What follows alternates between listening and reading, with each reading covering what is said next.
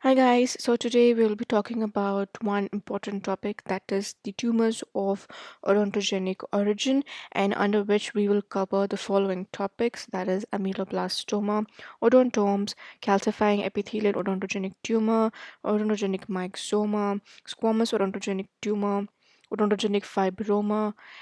We will also cover adenomatoid odontogenic tumor, cementoblastoma, ameloblastic fibroma, ameloblastic fibroodontome, periapical cemental dysplasia, and also familial digentiform cementoma. Well, talking about the odontogenic tumors, well, odontogenic tumors represent a spectrum of lesions ranging from malignant and benign neoplasms to dental hematomas. So there could be a malignant version of the disease, there could be a benign version of the disease, and there could be a dental version of this disease. And this happens because of inclusion of different types of tissues, that being the odontogenic epithelium itself, or the odontogenic ectomesenchyme, or it could be the dental hard tissue.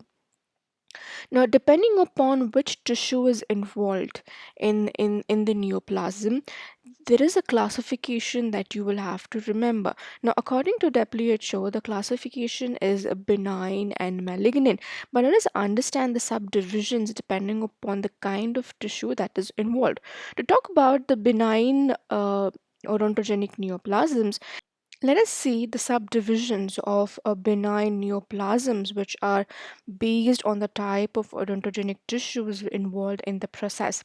And the first one is odontogenic epithelium without odontogenic ectomesenchyme, which means only the epithelium is involved. That is, the neoplastic component here is only epithelia. So this category includes ameloblastoma, squamous odontogenic tumor, pin box tumor, the clear cell odontogenic tumor. The second category is odontogenic epithelium with odontogenic ectomesenchyme with or without dental hard tissue formation. So there's some amount of combination of odontogenic epithelium with odontogenic ectomesenchyme, which can have dental hard tissue and cannot have dental hard tissue.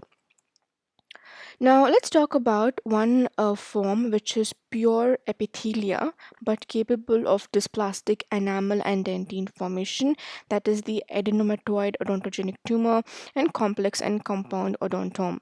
Now, a combination of epithelia and ectomesenchyme will be ameloblastic fibroma, ameloblastic fibroodontome, ameloblastic fibrodentinoma. Let's talk about the third category, that is odontogenic ectomesenchyme with or without including odontogenic epithelium, and that is the odontogenic fibroma, odontogenic myxoma, and benign cementoblastoma. So here the main component is ectomesenchyme. There could be or there could not be presence of epithelia. And this is the classification or the subdivision of the benign neoplasms. And then we have the malignant tumors that consist of odontogenic carcinomas and odontogenic sarcomas. So, ameloblastic carcinomas and odontogenic sarcomas are examples of odontogenic neoplasms which contain a malignant epithelia and connective tissue component as a part of the tumor. Now, let us begin to talk about the most significant neoplasm, the odontogenic neoplasm, that is ameloblastoma. Now, ameloblastoma is also called as the admantinoma. It's also called as the multilocular cyst. It is called as the epithelial odontome. It's also called as the admantoblastoma. Now, the meaning of ameloblastoma, the English word amel basically means enamel and blastos means germ. So ameloblastoma is a true neoplasm of enamel organ type tissue which does not undergo differentiation to a point of enamel formation. So it's a true neoplasm of enamel organ type which does not undergo differentiation to a point of enamel formation. Now it is a benign neoplasm, but it is locally invasive and it has an aggressive behavior. Right. Now, basically, it is a pleomorphic neoplasm, that it has different types of tissues which can be present in a form of a follicular or a plexiform pattern, which is lying in a fibrous stroma. Now, Talking about the etiology of ameloblastoma, irritation has been considered as one of the important etiological factors as it often occurs in the posterior region of the mandible where it is more susceptible to irritation. Infection has also been considered that, as it says, one third of the cases have history of oral infection, extraction of teeth, and injuries to the teeth. That is, trauma can also be a causative factor for ameloblastoma. Well, dietary deficiency like that of rickets, it has often said that it produces pronounced defect in the development of tooth germ and may lead to irregularity in the ameloblastic layer and hence may cause or may be a trigger factor for the development of ameloblastoma. And certain viral infection can also be a cause of the formation or development of ameloblastoma. But one of the most important points that you have to remember is that ameloblastoma is the second most common odontogenic neoplasm. The first most common being the odontomes. Let us move on to talk about the pathogenesis of ameloblastoma. Well, the tumor epithelium resembles a lot to that of the normal enamel organ and indicating that ameloblastoma arises from the dental epithelium. Now, let us look at the possibilities of where it can arise from, and the most important is the enamel organ. Now, this is because of the histological similarities, and it has been thought that the tumor growth starts at a very early age, that is during the period of existence of enamel organ. But most of the patients are middle aged, that is in the period which is long after regression of enamel organ. However, the occasional occurrence of tumor as a unilocular cystic lesion surrounding the crown of an unerupted tooth, unlike its common variant, which is a multilocular cystic lesion, suggests that in some cases enamel organ may give rise to it. Now, the second possibility is that it develops from the cell rests. Well, cell rest of enamel organ, either remnants of dental lamina or remnants of Hertwig's epithelial root sheet, may have the potential of transforming into the ameloblastoma, and that could be one of the possible pathogenesis mechanism. And then we can also have epithelium of odontogenic cyst, that is from the dentagerous cyst or odontomes. This may be possible as the epithelium and the wall of the cyst and that of ameloblastoma are derived from the same embryonic source. Well, we can also have it developing from the oral mucosa, that is from the basal cell layer of oral epithelium of the jaws, and this could be a source of origin. And the reason behind this is that there is communication between tumors and the overlying mucosal epithelium, as seen in cases of the peripheral ameloblastoma. So, this development from the basal cell layer of the oral mucosa is a very important entrance exam question. It can also develop from heterophic epithelium, and the heterophic epithelium that is in the other parts of the body, especially the pituitary gland. And you can also have pituitary ameloblastoma, which is also called as the craniopharyngioma or the rat case pouch tumor. Okay, so it's important for you to remember that it can develop from the heterotrophic epithelium, and that is tissue in the other parts of the body, especially the pituitary gland, and this is called as the pituitary ameloblastoma, also known as craniopharyngioma, also known as the rat case pouch tumor. Now let us move on to look at the different types of ameloblastoma. Now, ameloblastoma can be classified depending upon its pathological basis or depending upon its histological type. And depending upon the pathological basis, it is classified could be as unicystic ameloblastoma, it could be a multicystic ameloblastoma, it could be peripheral, it could be a malignant version, or it could be pituitary ameloblastoma. And depending upon the histological type, we have the follicular, plexiform, acanthomatous, the basal cell ameloblastoma, unicystic ameloblastoma, plexiform unicystic, granular cell, papilliferous ameloblastoma, hemangioameloblastoma, then you have the desmoplastic, then clear cell, dentinoameloblastoma, melanoameloblastoma, and keratoameloblastoma. Now let us see how to remember this. Now the pathological ones, that is the unicystic, multicystic, peripheral, malignant, and pituitary ameloblastoma. Let's take the first words. That will be UMPMP, and let's reshuffle a little bit to PMPUM, and we can make a mnemonic very easily. That is Prime Minister presents you money, and that's how you can remember this five types of ameloblastoma. Now, talking about the histological type, it's important for us to know that the important ones are the follicular, plexiform, acanthomatous, basal cell ameloblastoma, desmoplastic ameloblastoma, and unicystic ameloblastoma. Let's take the first word, that is FPABDU, and let's reshuffle it. That will be please bring your family along with dogs. Now let us talk about the clinical features of ameloblastoma.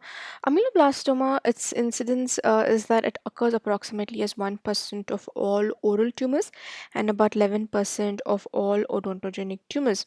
And it is most common in the ages of between 20 to 50 years of age, and it has a slight predilection to males and a little predilection to blacks.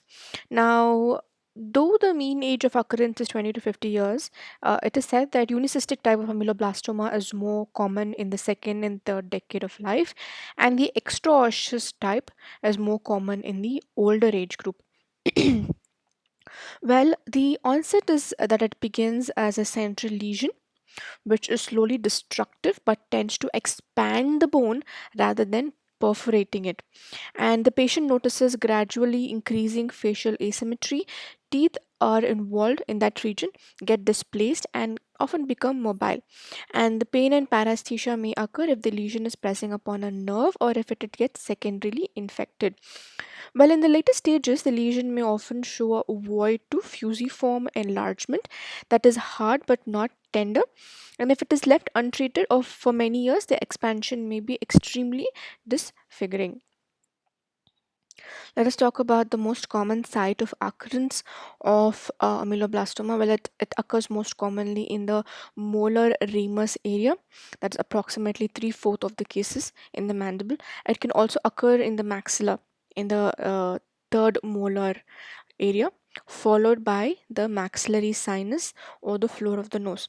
And the right side of the mandible is slightly more affected when compared to the left side. Well, when maxillary ameloblastoma occurs, the maxillary lesions are more dangerous than the mandibular lesions due to the tendency for the former lesion to spread more extensively in the more porous maxillary bone and the possibility of involvement of the cranial base. It may extend into the paranasal air sinuses, orbit, and the nasopharynx. Now, since the maxillary bone is more porous, the spread is more easier when compared to more compact mandibular bone. Well, one form of ameloblastoma is the mural ameloblastoma. Ameloblastoma may develop from the epithelial lining of dentigerous cyst, and in such cases, it is called as the mural ameloblastoma. So, as we move on to further lectures, we will understand that a dentigerous cyst arises from most commonly from the impacted teeth, that is mandibular third molars or maxillary canines. And when ameloblastoma develops from this kind of dentigerous cyst, it's called as the mural ameloblastoma. Now, let's talk about a little bit of the spread of ameloblastoma, that is the expansion and how does it occur. Well, this tumor causes expansion of bone rather than destruction. And ameloblastoma infiltrates cancellous bone, but it is largely confined by the compact bone. It never infiltrates the Haversian canal. It infiltrates between the trabeculae of the cancellous bone and hence leaves them intact for some duration. Hence, the actual margins of the lesion are much greater than the radiographical margins, which account for recurrence rate if neglected. Now, as the cortical plates of maxilla are thin, it does not possess an effective barrier to the spread of ameloblastoma into the adjacent vital structures, as we just understood. Now, it does cause something called as the eggshell of bone kind of an expansion, and there is thinning of the cortical plate, uh, leaving a eggshell of a bone, like it shows like a crack present in an eggshell, and this perforation of bone is a late feature. Now, larger lesions of ameloblastoma often cause severe expansion, destruction, and thinning of the cortical planes, which can result in fluctuation in the affected area. Well, the expansion of the bony cortex occurs since slow growth or the rate of tumor allows time for the periosteum to develop thin shell of the bone ahead of the lesion, and this thin shell of bone cracks under digital pressure, and this phenomena, like I said, is called as the eggshell crackling, and this ultimately will lead to something called as the pathological fractures of the bone.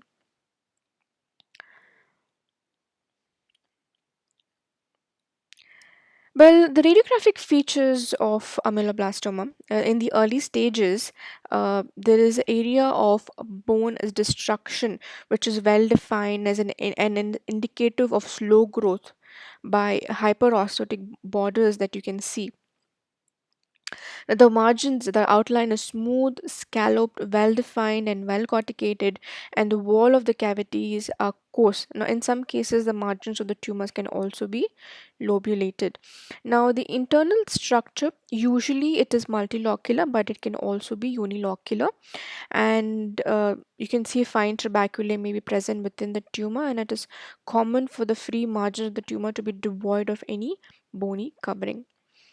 Now, there is a presence of septae in the lesion, as you can see in the radiograph, and in some cases, the number and arrangement of septae may give the area of something called as the honeycomb appearance when there is numerous small compartments, or a soap bubble appearance when there are larger compartments. Right, so a soap bubble appearance when you have big compartments, and it is also called as the honeycomb appearance when you have smaller compartments. Uh, the effect on the surrounding structures is that the jaws are likely to be enlarged depending upon the overall size of the tumor, and there could be extensive root resorption may occur, and there could be thickening of the membrane, and like I said, there could be presence of scalloped margins, and you can see associated resorption of the roots of the adjoining normal teeth. Well, the unicystic variety, that is in the cases of mural ameloblastoma, the radiographic appearance is more of unicystic type, as you can see in the radiograph. Well, another form of ameloblastoma is the peripheral or the extraosseous ameloblastoma. Now, this is a tumor which is histologically resembles the typical central or the intraosseous ameloblastoma, but which occurs in the soft tissue outside and overlying the alveolar bone. One of the most important aspects of peripheral ameloblastoma is that emphasizing the need for its careful identification as a peripheral lesion and separation from the interosseous counterpart. And there is a difference in the clinical behavior. Now, the peripheral lesion is relatively innocuous, lacking the persistent invasiveness of the intraosseous lesion, and has a very limited tendency for recurrence. Now, for this reason, it might be excised locally, although follow up examination is always a good practice. Then we spoke about the pituitary ameloblastoma, which is also called as the craniopharyngioma or the rat case pouch tumor. It is the most common tumor of childhood and adolescence. Now, this is a neoplasm involving the central nervous system, which grows as a pseudo encapsulated mass, usually in the suprasellar area, but occasionally in the intracellular area, and often destroys the pituitary gland. Like I said, the pituitary ameloblastoma is one of the most common tumors of childhood and adolescence, and it is generally thought to originate from the unobliterated portions of the fetal craniopharyngeal duct, which itself is derived from the rat case pouch, hence the name rat case pouch tumor. Well, let us move on to the histopathology of ameloblastoma. Well, histologically, ameloblastoma shows neoplastic proliferation of odontogenic epithelial cells, which are like the ameloblast like cells, and you will see that the nucleus is moved away from the basement membrane, and this particular phenomena is called as reverse Polarization. Well, ameloblastoma presents with two distinct patterns, that is the flexiform and the follicular pattern, which is the most important. But beside these two, we also have the uncommon histological patterns, namely the acanthomatous, the basal cell layer, the granular cell pattern, the desmoplastic pattern, and the unicystic patterns that we just spoke about in a few minutes earlier. Well, the talking about the follicular type of ameloblastoma, it's also called as the simple type of ameloblastoma, and it is one of the most commonly encountered variant. And you can see that there is small discrete islands of tumors composed of peripheral layer of cuboidal and columnar cells whose nuclei are generally well polarized, and these cells strongly resemble ameloblast or pre-ameloblast, and these enclose a central mass of polyhedral loosely arranged cells resembling the stellate reticulum. Well, the next one is the plexiform ameloblastoma. In this variant of ameloblastoma, the neoplastic odontogenic epithelial cells proliferate in the form of long, continuous anastomizing strands or cords. Hence, the term flexiform has been given. Now, this pattern of neoplastic proliferation is often called as the fish net like pattern, and the peripheral layer of cells of epithelial cords are tall columnar in nature, and they often resemble the ameloblast. The triangular shaped cells, which are situated at the center portion of the strands, often resemble the stellate reticulum cells.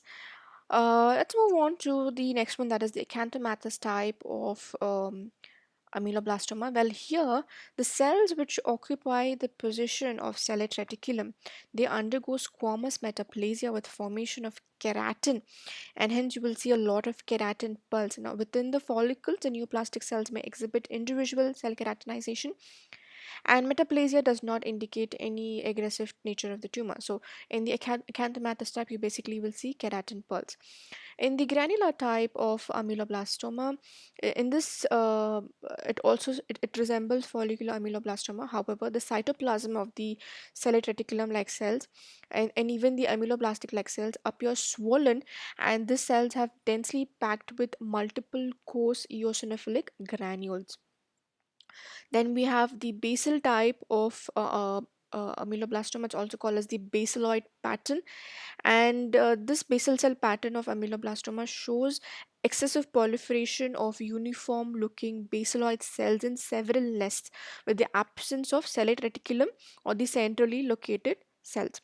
Okay, and then we have the last one, that is the desmoplastic type. The desmoplastic pattern of ameloblastoma, in this type the epithelial islands or the strands are small in size, and the cells are cuboidal in shape with darkly stained, and the tall columnar ameloblast like cells are scanty in the lesion, and the cells of the epithelial components are widely separated by dense fibrous tissue, and the neoplastic cells often infiltrate into the surrounding trabecular bone. Well, talking about the treatment of ameloblastoma, it has to be surgical enucleation of the tumor and thorough curettage of the surrounding bone has to be done. However, the recurrence rate is common, and sometimes radical surgical approach may have to be adopted in cases of repeated recurrence, and some tumors may also show distant metastasis. Well, talking a little bit about the unicystic ameloblastoma. Well, the second and the far less frequent growth pattern in the intraosseous ameloblastoma is the unicystic type. Well, there are three types of unicystic ameloblastoma. That is, we have the luminal ameloblastoma, intraluminal ameloblastoma, and we have the intramural ameloblastoma. Well, these are the histological patterns, and the luminal unicystic ameloblastoma, this type of unicystic ameloblastoma occurs on the luminal surface of a cyst. That is, the base of the tumor is made up of cystic epithelium backed up by connective tissue wall, as you can see by the arrow which is marked as 1. And the lesions consist of basal layer of columnar or cuboidal cells which exhibit reverse polarity of the nuclei. Now, the overall cells are loosely arranged and resemble stellate reticulum. So this is the luminal unicystic ameloblastoma. It arises from the luminal surface of the cyst. Then we have the intraluminal unicystic ameloblastoma. This type of lesion produces several nodular growth which projects from the cyst lining into the cystic lumen. This lesion sometimes fills up the entire lumen, and few lesions resemble plexiform ameloblastoma. And the third, that is the mural unicystic ameloblastoma. In this, the neoplastic cells, instead of projecting inside the cystic lumen, infiltrate into the connective tissue wall of the cyst capsule, as you can see by the number 3 arrow. The treatment of this is remains the same, that is enucleation and curettage. However, the recurrence rate is pretty low as compared to the conventional ameloblastomas. So well, this pretty much covers the most important odontogenic tumor, that is ameloblastoma. For complete oral pathology lectures, you can visit and DM me on my Instagram page, that is Noor Saira Wajid. These are in depth lectures of oral pathology on oral medicine, along with thousands of fresh MCQs. Lectures and MCQs are made by aggregating information from various important sources, which will help you excel both in your university examinations and entrance examinations like those of neetmds and AIMS-MDS. For more information, you can visit my Instagram page or DM me to have a chat. Have a good day.